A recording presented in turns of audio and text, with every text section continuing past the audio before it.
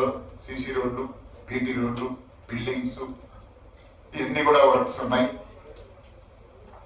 వాటికి material component ఎంత ఉంది అని మనం ముందుగా అనుకుంటే మనకి ఎప్పుడు డిసెంబర్ ఎండ్లోనో లేకుంటే జనవరిలోనో చెప్పి నాకు ఇంకా మెటీరియల్ కాంపోనెంట్ ఎంత ఉంది, మీకు త్వరగా పని చేయండి అని కూడా చెప్పేవాళ్ళం. ఇప్పుడు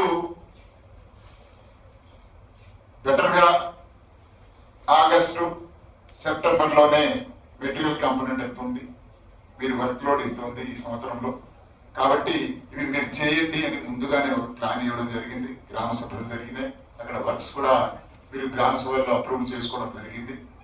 కాబట్టి ఇప్పుడు మంచి సమయం, టైం ఉంది, మనకు దగ్గర 7 నెలలు ఉంది. కాబట్టి ఆ రోజులో మనం 2 నెలలు 3 నెలలు ఇచ్చి మీరు త్వరగా చేయండి, ఈ సంవత్సరం 6,000 7,000 కిలోమీటర్లు చేయండి అంటే ఒక 2-3 నెలలు అయ్యేది కాదు.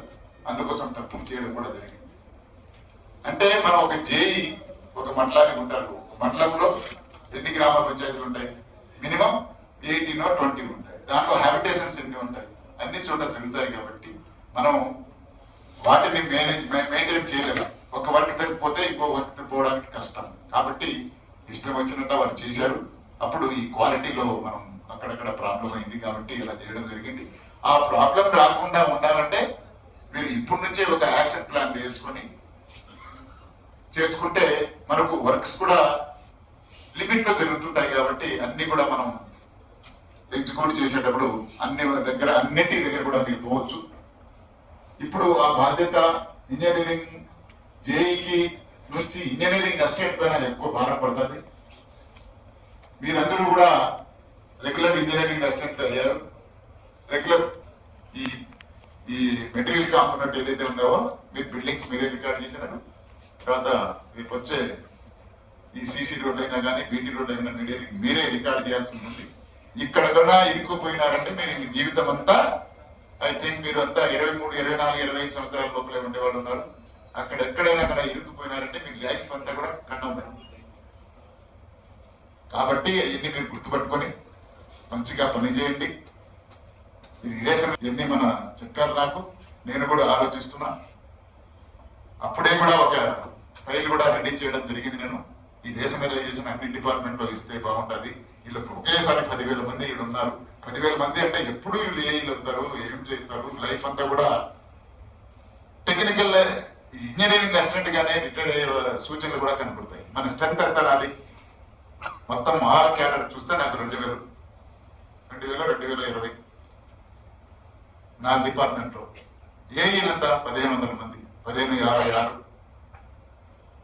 అందులో రిటైర్డ్ అయిన వాళ్ళది కొద్ది మంది అవుతారు.